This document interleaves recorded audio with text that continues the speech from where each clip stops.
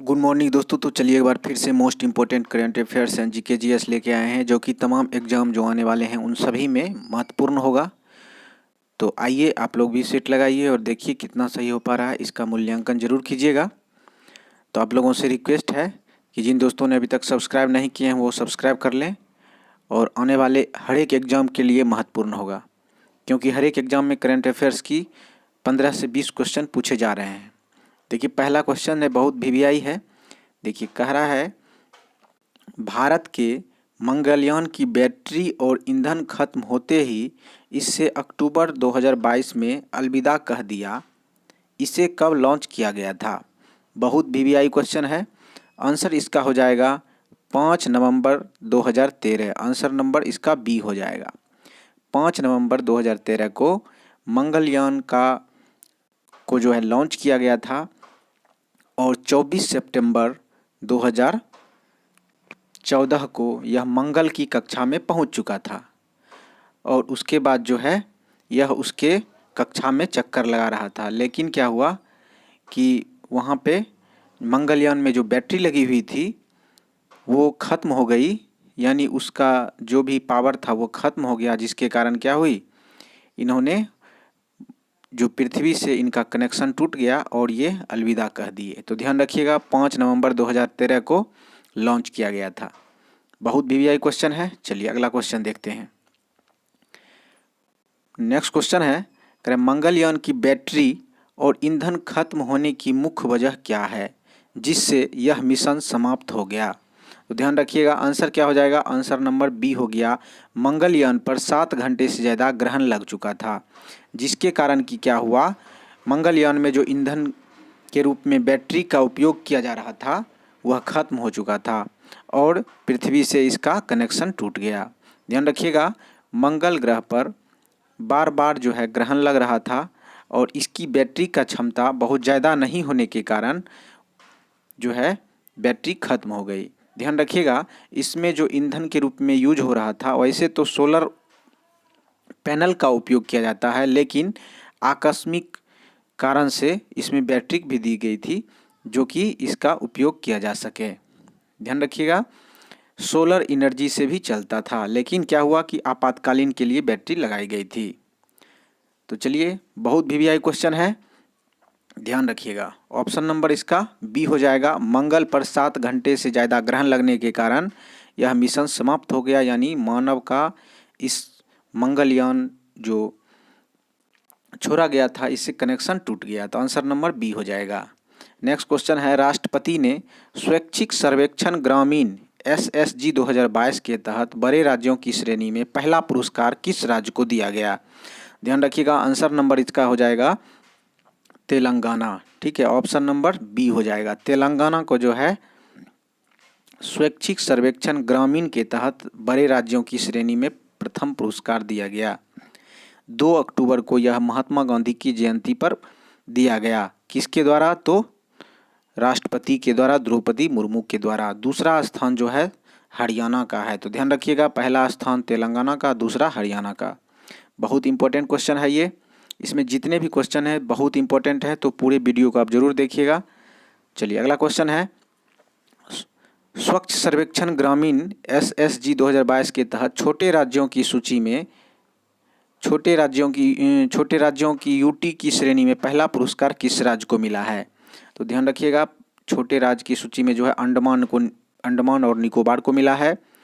और इस तरह से अगर देखा जाए तो छोटे राज्य की सूची में अंडमान निकोबार, दूसरे स्थान पे दादर नगर हवेली, दमन द्वीप और सिक्किम, इन सब के जो है मिला है। तो पहला पुरस्कार जो है अंडमान निकोबार को मिला। तो आंसर नंबर इसका सी हो जाएगा। नेक्स्ट क्वेश्चन है कि ग्लोबल इनोवेशन इंडेक्स 2022 में भारत की रैंक बताएं जिससे विश्व बौद्धिक संपदा संगठन ने जारी किया है। ध्यान रखिएगा ग्लोबल इनोवेशन इंडेक्स में भारत का रैंक कितना है? तो ध्यान रखिएगा भारत का रैंक जो है 40 है। ऑप्शन नंबर इसका सी हो जाएगा। बहुत वीवीआई क्वेश्चन है, ध्यान रखिएगा। ऑप्शन नंबर क्या हो गया? सी, 40। तो ध्यान रखिएगा बात की जाए 2021 की, तो 2021 में जो है भारत का रैंक जो है वह 46वां था, और उस तरह 2015 में 81वें स्थान पे। तो भारत का रैंक अच्छा मतलब घटते जा रहा है और इस तरह से 2022 में 40वें स्थान पर है। वहीं अगर प्रथम देश की सूची में देखा जाए तो स्विट्जरलैंड प्रथम स्थान पे है, दूसरे स्थान पे यूएसए और तीसरे स्थान पे स्वीडन है। तो इस प्रकार से भारत का रैंक 40वां हो गया, option number C. Next question है, केंद्र सरकार ने यात्री कार में 6 एयरबैग की अनिवार्यता के नए नियम को लागू करने की तारीख बढ़ाकर क्या कर दी है। ध्यान रखिएगा, जो भी यात्री कार है उसमें 6 एयरबैग की अनिवार्यता कर दी गई है। तो आंसर इसका हो जाएगा 1 अक्टूबर 2023। 1 अक्टूबर 2023 से जो है जो यात्री कार है उसमें 6 एयरबैग की अनिवार्यता कर दी गई है। इसका मुख्य कारण है कि सड़क दुर्घटना में जो लोगों की जान जाती है इसको कम किया जा सके। अगर 2021 की डाटा देखें तो 1,55,622 की मौतें हो चुकी है, जिसमें कार से लगभग अगर देखा जाए तो 15% मौतें सिर्फ कार से हुई है। ध्यान रखिएगा, केंद्रीय परिवहन और राजमार्ग मंत्री कौन है, तो नितिन गडकरी हैं और इन्होंने ही इस अनिवार्यता को लागू करने के लिए कहा गया था। आंसर नंबर इसका सी हो जाएगा, 1 अक्टूबर 2023 तक बढ़ा दिया गया है। नेक्स्ट क्वेश्चन है, किस राज्य ने चीपी ग्रीनफील्ड हवाई अड्डे का नाम बैरिस्टर नाथ पाई के नाम पर रखने का फैसला किया है। आंसर हो जाएगा option number D, Maharashtra. Maharashtra के जो हैं महाराष्ट्र के हैं ये कौन, बैरिस्टर नाथ पाई। ठीक है, तो इन्हीं के नाम पे चीपी ग्रीनफील्ड हवाई अड्डे का नाम रखा जाएगा। ध्यान रखिएगा, ये स्वतंत्रता सेनानी थे और साथ ही समाजवादी भी थे। इन्हीं के नाम पे ये रखा जाएगा। यह फैसला एकनाथ शिंदे के सरकार के द्वारा लिया गया और इस प्रस्ताव को केंद्र में भेजा जाएगा और केंद्र से मंजूरी मिलने के बाद ग्रीन चिप फील्ड हवाई अड्डे का नाम बैरिस्टर नाथ पाई के नाम पे रखने का फैसला किया जाएगा। तो कहाँ है, तो महाराष्ट्र में है। नेक्स्ट क्वेश्चन है, किस राज्य ने रानीपुर टाइगर रिजर्व को वन्यजीव संरक्षण अधिनियम 1972 के तहत नोटिफाइड किया है।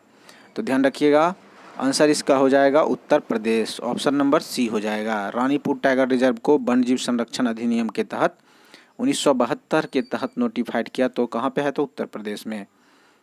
नेक्स्ट क्वेश्चन है कि मेडिसिन फिजियोलॉजी के क्षेत्र में नोबेल पुरस्कार 2022 के विजेता का नाम बताएं। तो ध्यान रखिएगा, आंसर इसका हो जाएगा स्वाते पाबो। आंसर नंबर सी हो गया।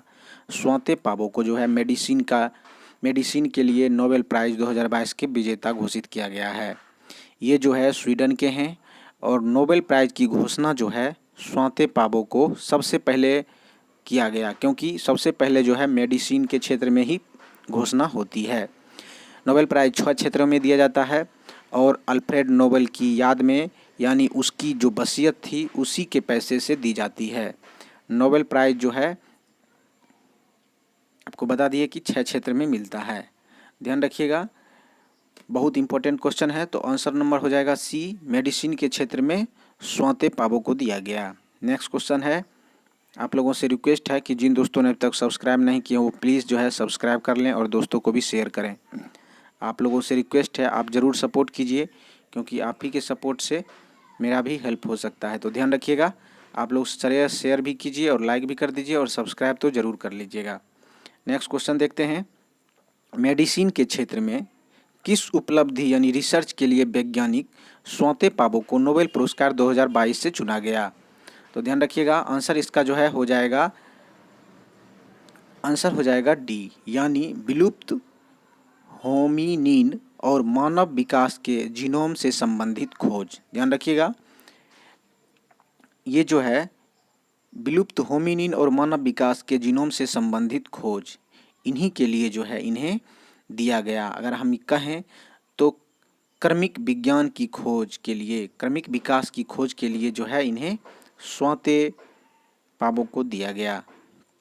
इस पुरस्कार में लगभग 7.4 करोड़ रुपये दिए जाते हैं। ध्यान रखिएगा, और कह सकते हैं कि स्वाते पाबो को जो है जेनेटिस्ट को जीन की स्टडी कहते हैं।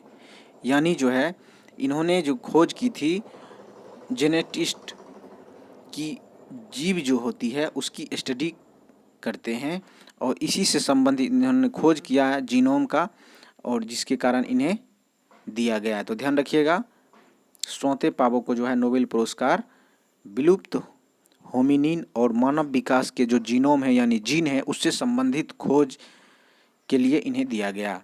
नेक्स्ट क्वेश्चन है, पहले स्वदेशी लाइट कम्बैट हेलीकॉप्टर का नाम बताएं जिसे रक्षा मंत्री ने इंडियन एयर फोर्स को सौंपा। तो ध्यान रखिएगा, आंसर इसका हो जाएगा बी यानी प्रचंड। ऑप्शन नंबर इसका बी हो जाएगा। ध्यान रखिएगा, प्रचंड इसका नाम है। रक्षा मंत्री इंडियन एयरफोर्स को जो सौंपा गया है पहला स्वदेशी है लाइट कम्बैट हेलीकॉप्टर, इनका नाम क्या है तो प्रचंड। राजनाथ सिंह जो कि रक्षा मंत्री हैं, इनके द्वारा 3 अक्टूबर 2022 को जोधपुर के एयरबेस पे जो है इंडियन एयरफोर्स को समर्पित किया। यह मेक इन इंडिया द्वारा पहला हेलीकॉप्टर है और ये जो है भारतीय एयरफोर्स को समर्पित किया गया। तो ध्यान रखिएगा, इसका नाम क्या है तो प्रचंड, पहली स्वदेशी लाइट कम्बैट हेलीकॉप्टर का नाम क्या है तो प्रचंड। ऑप्शन नंबर बी हो गया। नेक्स्ट क्वेश्चन कह रहा है कि केंद्र सरकार ने केंद्रीय रिजर्व पुलिस बल यानी सीआरपीएफ का नए महानिदेशक किसे नियुक्त किया गया है। तो ध्यान रखिएगा, आंसर हो जाएगा इसका सुजाय लाल थोसेन। ठीक है, सुजाय लाल थोसेन जो है यह पहले एसएसबी के महानिदेशक भी रह चुके हैं और इन्हें सीआरपीएफ के महानिदेशक नियुक्त किया गया है। ध्यान रखिएगा, सीआरपीएफ का मुख्यालय कहाँ है तो नई दिल्ली में है और इसका गठन कब किया गया था सीआरपीएफ का तो 27 जुलाई 1939 ईस्वी को। तो बहुत इंपॉर्टेंट क्वेश्चन है, ध्यान रखिएगा, बहुत वीवीआई क्वेश्चन है। नेक्स्ट क्वेश्चन देखते हैं, करेक्ट, केंद्र सरकार ने भारत तिब्बत सीमा पुलिस यानी आईटीबीपी का नए महानिदेशक किसे नियुक्त किया गया है। तो आंसर इसका हो जाएगा Anish Dayal Singh. Option number C हो गया, अनीश दयाल सिंह को भारतीय तिब्बत सीमा पुलिस आईटीबीपी के नए महानिदेशक नियुक्त किया गया है। इसकी स्थापना 24 अक्टूबर 1962 को की गई, यानी आईटीबीपी की स्थापना 24 अक्टूबर 1962 को की गई। इसका मुख्यालय कहाँ है तो नई दिल्ली में। आंसर हो जाएगा अनीश दयाल सिंह के महानिदेशक हैं। नेक्स्ट क्वेश्चन है कि फुटबॉल मैच के दौरान किस देश में 1 अक्टूबर 2022 को दंगे की वजह से करीब 125 लोगों की मौत हो गई है। बहुत वीवीआई क्वेश्चन है, ध्यान रखिएगा। ये हो गया था इंडोनेशिया में। आंसर नंबर ए हो गया। इंडोनेशिया में क्या हुआ कि फुटबॉल मैच के दौरान दोनों जो आपस में खेल रहे थे एक प्रतिद्वंदी, वही आपस में जो है लड़ने लगे और जिसके कारण वहाँ पे भगदड़ मच गई। तो ध्यान रखिएगा, इंडोनेशिया के जावा शहर के आसपास जो कि कंजुरुहान स्टेडियम है, ठीक है, इंडोनेशिया के जावा शहर के पास कंजुरुहान स्टेडियम में ये घटना हुई। ध्यान रखिएगा, कंजुरुहान स्टेडियम। दंगा के कारण जो है 125 लोगों की मौत हो गई, साथ ही 200 से अधिक लोग घायल भी हो गए। ठीक है, बहुत इंपॉर्टेंट क्वेश्चन है, ध्यान रखिएगा। इंडोनेशिया की राजधानी जकार्ता है और राष्ट्रपति वहाँ के हैं जोको विडोडो। ध्यान रखिएगा, जोको विडोडो वहाँ के राष्ट्रपति हैं। तो चलिए अगला क्वेश्चन देखते हैं। कह रहे तुलसी तौती का निधन 1 अक्टूबर 2022 को हो गया, वह किस नाम से चर्चित थे। तो ध्यान रखिएगा, तुलसी तौती, इसका जो है संबंध किस चीज़ से थे यानी किस नाम से चर्चित थे तो विंडोमैन के लिए, विंडमैन के लिए। ऑप्शन नंबर सी हो जाएगा, विंडमैन। ध्यान रखिएगा, विंडमैन जो है इसे उपनाम दिया गया यानी पवन ऊर्जा में योगदान देने की वजह से इनको विंडमैन के नाम से भी जाना जाता था। इन्होंने विंडमैन यानी विंड एनर्जी यानी पवन ऊर्जा के क्षेत्र में इन्होंने बहुत योगदान दिया था। इनका जन्म जो है राजकोट शहर में 1958 ईस्वी में हुआ। तो ध्यान रखिएगा, राजकोट शहर जो कि गुजरात में है, कितने ईस्वी में हो तो 1958 ईस्वी में। बहुत वीवीआई क्वेश्चन है, ध्यान रखिएगा। तुलसी तौती का संबंध विंगमैन से है जो कि पवन ऊर्जा में योगदान के लिए से इन्हें नाम दिया गया। ध्यान रखिएगा, बहुत इंपॉर्टेंट था। नेक्स्ट क्वेश्चन कह रहा है कि आरबीआई ने सितंबर 2022 में रेपो रेट को बढ़ाकर कितना कर दिया है। तो ध्यान रखिएगा, रेपो रेट को बढ़ाकर जो है 5.90% कर दिया। आंसर नंबर इसका जो है बी हो जाएगा, 5.90%। यह फैसला आरबीआई के द्वारा लिया गया, ठीक है, और 30 सितंबर 2022 को जो है 5.90% जो है रेपो रेट बढ़ाकर कर दिया गया। तो बहुत वीवीआई क्वेश्चन है, ध्यान रखिएगा, बैंकिंग से संबंधित है। नेक्स्ट क्वेश्चन है, आरबीआई ने सितंबर 2022 में कितने बोनस पॉइंट की बढ़ोतरी करके रेपो रेट 5.90% कर दिया है? तो ध्यान रखिएगा, आंसर नंबर हो जाएगा बी यानी 50। ठीक है, तो 50 इससे पहले जो है रेपो रेट भारत का जो है आरबीआई के द्वारा जो निर्धारित किया गया था वह था 5.40, लेकिन इसमें जो है आरबीआई के द्वारा फिर अपनी बैठक की समीक्षा की गई और 50 पॉइंट बढ़ा के इन्हें 5.90 कर दिया गया। ध्यान रखने की बात है कि 1% में 100 बेसिक पॉइंट होते हैं और इस तरह से 0.5% बढ़ाया गया, जिससे कि 50 पॉइंट बढ़ गया और 5.90% हो गया। ध्यान रखिएगा, आरबीआई के गवर्नर कौन है? तो शक्तिकांत दास और मुख्यालय मुंबई में है। बहुत वीवीआई क्वेश्चन है, तो ध्यान रखिएगा। अगला क्वेश्चन देखते हैं, करा अमेरिका ने ईरान के तेल कारोबार करने वाली किस भारतीय पेट्रोकेमिकल कंपनी पर प्रतिबंध लगा दिया है? ध्यान रखिएगा, आंसर इसका हो जाएगा तिवाला जी। तिवाला जी, आंसर नंबर ए हो गया। तिवाला जी को जो है भारतीय पेट्रोकेमिकल कंपनी है जिस पर कि अमेरिका ने ईरान के तेल कारोबार करने वाली कंपनी जो है उसे बैन कर दिया गया है। इसका मुख्यालय कहाँ है? तो मुंबई में है और ये जो है एक ब्रोकर का काम करती थी जो कि तेल लेके चाइना और अन्य देशों को बेचा करती थी, इसलिए जो है अमेरिका ने इसे बैन कर दिया गया है। तो ध्यान रखिएगा, इसका नाम है तिवाला जी, ऑप्शन नंबर ए हो गया। नेक्स्ट क्वेश्चन है, किसे शास्त्र रामानुज पुरस्कार 2022 प्रदान किए जाने की घोषणा की गई है? तो ध्यान रखिएगा, आंसर इसका हो जाएगा यूनकिंग टैंग, ऑप्शन नंबर ए हो जाएगा। यूनकिंग टैंग, ध्यान रखिएगा, यूनकिंग टैंग को शास्त्र रामानुजन पुरस्कार 2022 के लिए चुना गया है। यह पुरस्कार जो है 2022 में शास्त्र यूनिवर्सिटी को में जो है प्रदान किया जाएगा और इन्हें जो है दिया जाएगा। तो ध्यान रखिएगा, यूनकिंग टैंग, यह पुरस्कार 22 में यानी 2022 में शास्त्र यूनिवर्सिटी में प्रदान किया जाएगा। बहुत इंपॉर्टेंट क्वेश्चन है ये। नेक्स्ट क्वेश्चन देखते हैं, देखिए क्वेश्चन कर रहा है, फिजिक्स के क्षेत्र में नोबेल प्राइज 2022 के विजेता का नाम बताएं। तो ध्यान रखिएगा, इनमें से सभी हो जाएगा, यानी ऑप्शन नंबर डी हो जाएगा इन तीनों को। एलन एक्सपेक्ट, जॉन एफ क्लॉसर और एंटोन जिलिंगर, इन तीनों को जो है संयुक्त रूप से दिया जाएगा। ध्यान रखिएगा, बहुत वीवीआई क्वेश्चन है फिजिक्स के क्षेत्र में। तो फिजिक्स के क्षेत्र में 3 आदमी को दिया गया है, आंसर नंबर इसका डी हो जाएगा। ध्यान रखिएगा कि अगर देखा जाए तो 9.1 लाख अमेरिकी डॉलर के रूप में नोबेल पुरस्कार दिया जाता है, जिसमें अगर भारतीय रुपया में देखा जाए तो 7.4 करोड़ रुपया मिलता है और इन तीनों में संयुक्त रूप से बराबर बांट लिया जाता है। तो ध्यान रखिएगा, आंसर नंबर हो जाएगा एलन एक्सपेक्ट, दूसरा है जॉन एफ क्लॉसर और एंटोन जिलिंगर। तो ध्यान रखिएगा, आंसर नंबर डी हो गया। नेक्स्ट क्वेश्चन देखते हैं, करा फिजिक्स के क्षेत्र में किस उपलब्धि के लिए 3 वैज्ञानिक यानी एलन एक्सपेक्ट, जॉन एफ क्लॉसर और एंटोन जिलिंगर को नोबेल प्राइज के लिए चुना गया है? तो ध्यान रखिएगा, आंसर हो जाएगा D, quantum information science and photon पर रिसर्च। तो ध्यान रखिएगा, क्वांटम इंफॉर्मेशन साइंस और फोटोन पर रिसर्च के लिए इन तीनों को जो है दिया गया है। क्वांटम पर रिसर्च के लिए मिला है, जिससे कि क्या होगा कि गंभीर बीमारी का इलाज का रास्ता भी खोल सकती है। तो ध्यान रखिएगा, और दूसरी बात है ये कि फोटोन पर रिसर्च जो कि ऊर्जा से मिलती है, यानी सूर्य के जो पैकेट होते हैं, यानी सूर्य के प्रकाश के जो ऊर्जा होते हैं वह पैकेट के रूप में आते हैं, यानी फोटोन के रूप में आते हैं। तो उसी पे जो है रिसर्च किया गया है और इस तरह से जो है इन्हें संयुक्त रूप से नोबेल प्राइज मिला है फिजिक्स के क्षेत्र में। तो आंसर नंबर इसका डी हो जाएगा। ध्यान रखिएगा, आंसर नंबर इसका डी हो जाएगा, quantum information science and photon पर रिसर्च के लिए फिजिक्स में संयुक्त रूप से तीनों को नोबेल प्राइज 2022 के लिए चुना गया। नेक्स्ट क्वेश्चन है, किस खाड़ी देश में हिंदू मंदिर का उद्घाटन अक्टूबर 2022 में हुआ?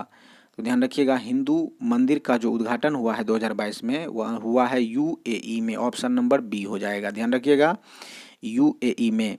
यूएई के उपनगर हैं जबेल अली विलेज। ध्यान रखिएगा, जबेल अली नामक विलेज है जहां की 4 अक्टूबर 2022 को हिंदू मंदिर का उद्घाटन किया गया है। इसकी नींव जो है 2020 में रखी गई थी और यह मंदिर का परिसर लगभग 70,000 स्क्वायर फीट में फैला हुआ है और यह 2 मंजिला मंदिर है। तो ध्यान रखिएगा कहाँ पे हुआ, तो यूएई के उपनगर हैं जो कि जबेल अली विलेज।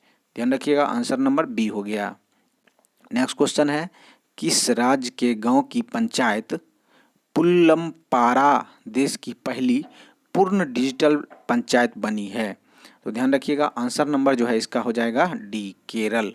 ठीक है, केरल का जो है एक गांव है जो कि पुल्लमपाड़ा देश की पहली डिजिटल साक्षरता गांव बन गई है। आंसर नंबर इसका डी हो जाएगा, केरल का।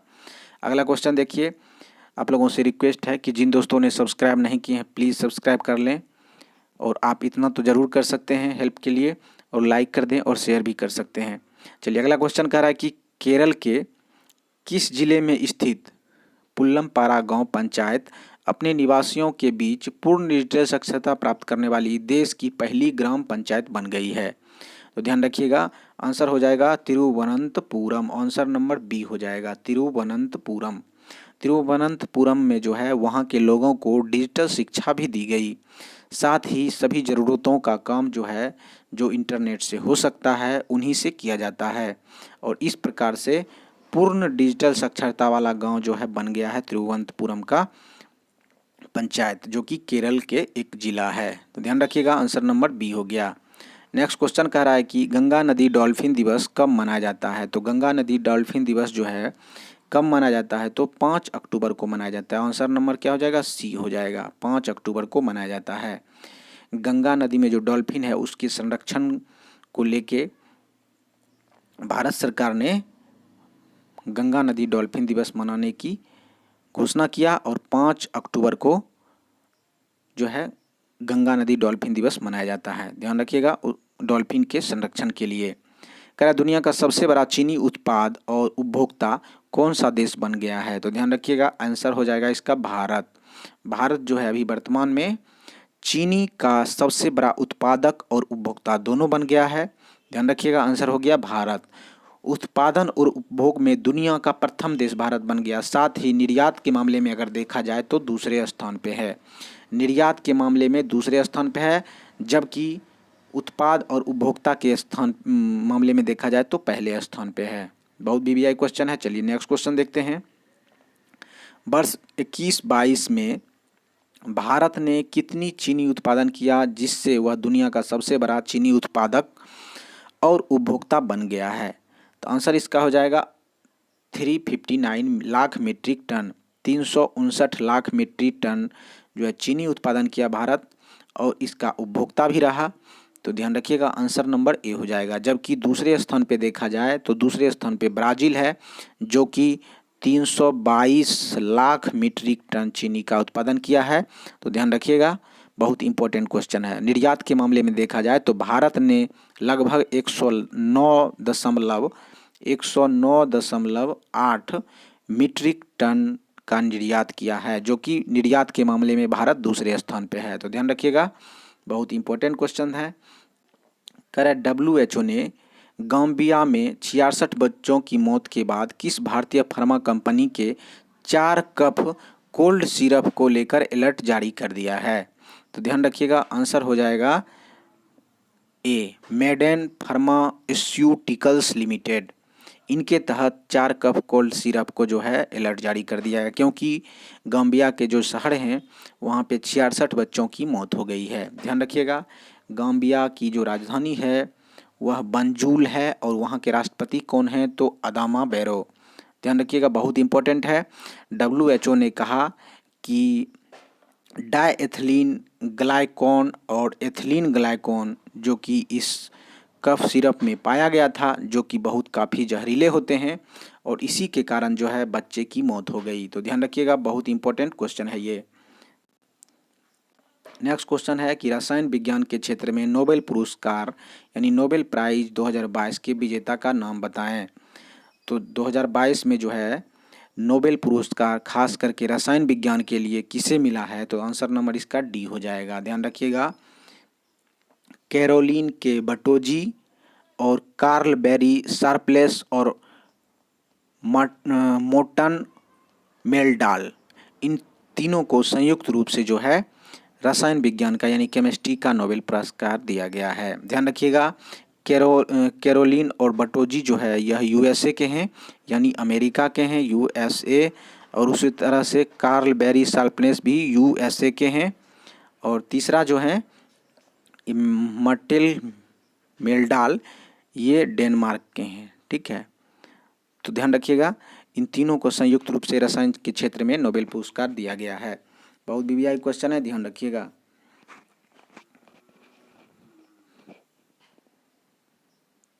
चलिए नेक्स्ट क्वेश्चन देखते हैं। किस वैज्ञानिक को रसायन के क्षेत्र में दूसरी बार वर्ष 2022 में भी नोबेल पुरस्कार के लिए चुना गया है, यानी दूसरी बार इन्हें नोबेल पुरस्कार खास करके रसायन क्षेत्र में चुना गया है? आंसर जो है इसका हो जाएगा B, Karl Barry Sharpless, option number B. इनको दूसरी बार जो है वर्ष 2022 में नोबेल पुरस्कार के लिए चुना गया है।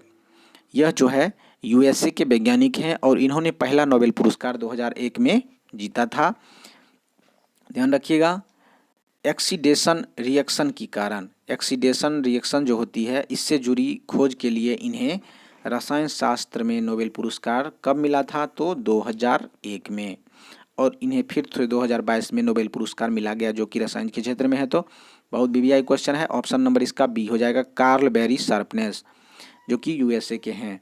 अगला क्वेश्चन देखिए, कह रहा है विश्व अंतरिक्ष सप्ताह कब से कब तक मनाया जाता है? तो ध्यान रखिएगा, विश्व अंतरिक्ष सप्ताह जो है 4 से 10 अक्टूबर को मनाया जाता है। आंसर नंबर इसका बी हो जाएगा, 4 से 10 अक्टूबर को मनाया जाता है। ध्यान रखिएगा, 4 अक्टूबर 1957 को पहली बार भू उपग्रह जो है अब स्पुतनिक फर्स्ट को लॉन्च किया गया था और अंतरिक्ष यात्रा की शुरुआत हो गई थी। ध्यान रखिएगा, और इसीलिए जो है यह विज्ञान प्रौद्योगिकी में बेहतर योगदान के लिए अंतरिक्ष सप्ताह मनाया जाता है। तो ध्यान रखिएगा, 4 से 10 अक्टूबर को विश्व अंतरिक्ष सप्ताह मनाया जाता है। आंसर नंबर बी हो गया। नेक्स्ट क्वेश्चन है कि किस भारतीय ने Fitch player of the year award लगातार दूसरे वर्ष जीता? तो ध्यान रखिएगा, आंसर नंबर इसका जो है हो जाएगा हरमनप्रीत कौर। आंसर नंबर क्या हो गया? तो आंसर हो गया डी। ठीक है, हरमनप्रीत कौर। किस भारतीय ने Fitch player of the year award जो है पुरुष का दूसरे वर्ष लगातार? हरमनप्रीत कौर। ध्यान रखिएगा, हरमनप्रीत कौर जो है भारतीय डिफेंडर हैं और यह 26 वर्ष के हैं। ध्यान रखिएगा, फिच का जो है फुल फॉर्म होता है इंटरनेशनल हॉकी फेडरेशन, यानी फिच का मुख्यालय कहाँ है? तो लुसाने स्विट्जरलैंड में है। ध्यान रखिएगा, भारतीय हॉकी टीम के कप्तान अभी वर्तमान में कौन है? तो मनप्रीत सिंह। और उप कप्तान कौन है? तो हरमनप्रीत कौर। तो आंसर नंबर इसका डी हो जाएगा। ध्यान रखिएगा, बहुत वीवीआई क्वेश्चन है। नेक्स्ट क्वेश्चन देखते हैं, फिच इंटरनेशनल हॉकी फेडरेशन यानी rising star of the year award 2021-22 के लिए किस भारतीय ने जीता है? आंसर इसका हो जाएगा Mumtaz Khan. Answer number A हो गया, मुमताज़ खान जो है international hockey federation rising star of the year 2021-22 के लिए अवार्ड जीता है। ध्यान रखिएगा, ये लखनऊ की रहने वाली हैं और ये अब तक जो है करीब लगभग 40 अंतर्राष्ट्रीय मैच खेल चुकी हैं। इन्हें rising star of the year 2021-22 के लिए अवार्ड भी दिया गया। ध्यान रखिएगा, बहुत इंपॉर्टेंट क्वेश्चन है, मुमताज़ खान। आंसर नंबर इसका ए हो गया। नेक्स्ट क्वेश्चन है, Fitch goalkeeper of the year महिला अवार्ड किसने जीता है? ध्यान रखिएगा, फिच गोलकीपर महिला of the year goalkeeper of the year यानी महिला 2021-22 का अवार्ड किसने जीता है? तो आंसर इसका हो जाएगा सबिता पुनिया। ध्यान रखिएगा, बी नंबर हो गया सबिता पुनिया। ठीक है, सबिता पुनिया जो है 5 अक्टूबर 2022 को goalkeeper women of the year award से इन्हें सम्मानित किया गया, इन्होंने जीता। और साथ ही अगर देखें तो Fitch goalkeeper of the year पुरुष का जो है अवार्ड किसने जीता है? तो ध्यान रखिएगा, पुरुष का जीता है पी.आर. श्रीजेश। ठीक है, पी.आर. श्रीजेश जो कि भारतीय गोलकीपर हैं और यह 2022 को goalkeeper of the year award से भी जीता है। तो ध्यान रखिएगा, पुरुष में कौन जीता है? तो पी.आर. श्रीजेश और महिला में सबिता पुनिया। बहुत वीवीआई क्वेश्चन है। चलिए नेक्स्ट क्वेश्चन देखते हैं। करा कि नोबेल शांति पुरस्कार 22 के विजेता का नाम बताएं। नोबेल शांति पुरस्कार 2022 के विजेता का नाम बताएं। आंसर जो है इसका हो जाएगा डी, यानी इन दोनों को जो है संयुक्त ए और बी को संयुक्त रूप से दिया गया। एलेन बियालियात्स्की और मेमोरियल और सर्विस लिबर्टीज, इन दोनों को जो है संयुक्त रूप से नोबेल पुरस्कार शांति के रूप में दिया गया। ध्यान रखिएगा, ये बेलारूस की यानी जो है एलेन बियालियात्स्की जो है ये बेलारूस के मानवाधिकार कार्यकर्ता हैं, इन्हें दिया गया। और साथ ही मेमोरियल जो है, मेमोरियल ये जो हैं रूस के, ये जो मेमोरियल है ये हैं रूस के, और रूस के मानवाधिकार संगठन है मेमोरियल। और तीसरा जो है सिविल लिबर्टी, ये जो है यूक्रेन के मानवाधिकार संगठन है, और इन्हें जो है संयुक्त रूप से क्या किया, नोबेल का शांति पुरस्कार विजेता के रूप में दिया गया। ठीक है, बहुत वीवीआई क्वेश्चन है, ध्यान रखिएगा। नेक्स्ट क्वेश्चन है कि साहित्य के क्षेत्र में जो है नोबेल प्राइज किसे दिया गया। ध्यान रखिएगा, साहित्य के क्षेत्र में किसे दिया गया है, तो ध्यान रखिएगा आंसर हो जाएगा एनी एनॉर्क्स। ऑप्शन नंबर क्या हो जाएगा, सी हो जाएगा, एनी एनॉर्क्स। ठीक है, आंसर हो गया एनी एनॉर्क्स। यह फ्रांसीसी लेखक हैं और इन्हें साहित्य के लिए नोबेल प्राइज 2022 का विजेता घोषित किया गया है। एनी एनॉर्क्स कहाँ के हैं, तो फ्रांस के हैं।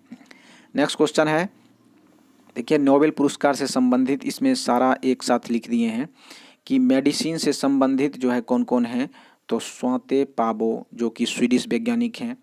उसी तरह दूसरा जो है फिजिक्स के संबंधित हैं एलेन स्पेक्ट जो कि फ्रांस के हैं, जॉन एफ क्लॉजर जो अमेरिका के हैं, एंटोन जिलिंगर जो कि ऑस्ट्रेलिया से हैं।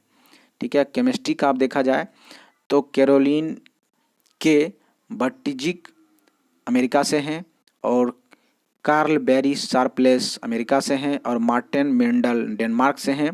लिटरेचर का अगर देखा जाए तो साहित्य में एनी एरनॉक्स जो कि फ्रांस से हैं, और उसी तरह से देखा जाए अगर शांति के लिए, तो शांति के लिए एलेन बियालियात्स्की जो कि बेलारूस से हैं, और संगठन मेमोरियल जो है रूस का है,